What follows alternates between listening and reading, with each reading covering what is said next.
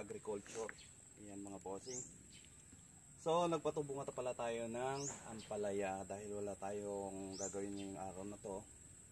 So minabuti na natin na kasi malaki na siya, so pwede na siyang itanim sa ating maliit na spot pagtataniman. So dahil nga wala tayong masyadong malaking lupa, kaya itong ginawa natin mga bossing. Dapat ito talaga itaniman ng mga bulaklak, roses, sana yan. Kaso lang nagpatubo ako kasi yung tinanim kong una doon is namatay. Ngayon may mabubuhay na, kaya ito mga bossing. So yan, tingnan nyo to, tingnan nyo yung tinanim pagtaniman lang natin, napakasimple lang. Yan lang siya talaga. Kaya ngayon dito na natin siya, pwede na natin siyang ilipat. Yan, pwede na natin siyang ilipat mga bossing dito. Yan, simple lang.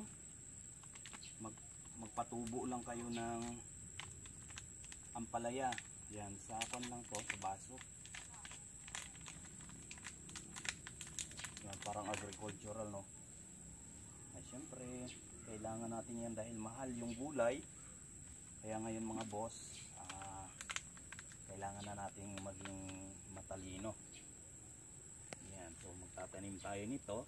Yan, simple lang. Shout out dyan sa DNR, baka naman bigyan nyo ako ng mga seeds at saka sa patabang lupa. Yan, bigyan nyo rin kami ng bigyan nyo ako ng mga pwedeng itanim mga bossing. Ayan ha, baka naman.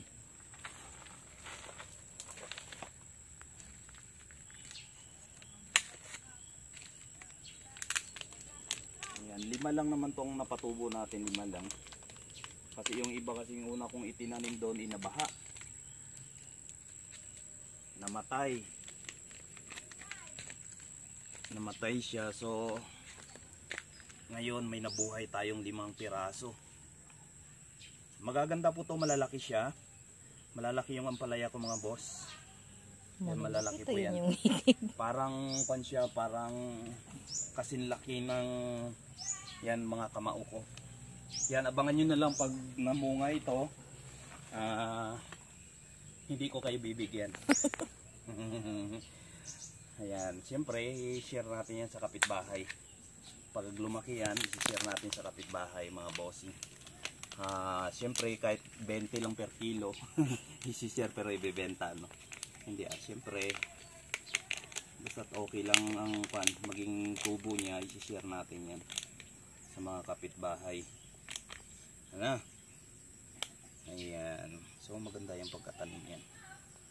Ayan, kailangan cultivate yung lupa natin.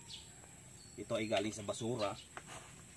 Yan, galing sa basura yung ating lupa mga bossing. Yan. Diba?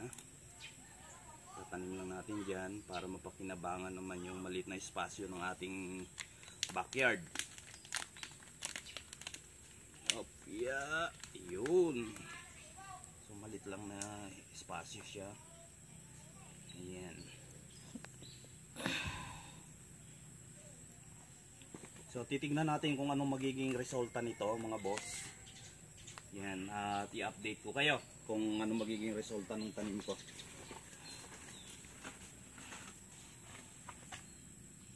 Yan, ito yung panglima. Panglima natin ito, panglima. Yan, kung mayroon kayong mga malit na espasyo sa inyong bahay, pwede nyo rin gawang ng ganito.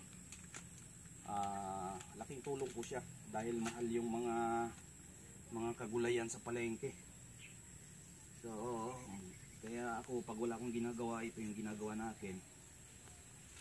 So mamaya kasi may mga customer naman tayo. Shout out dyan sa lahat ng mga magpapa-massage dyan, magpapa-Cairo. Tumatawag, may tumatawag. Sige po.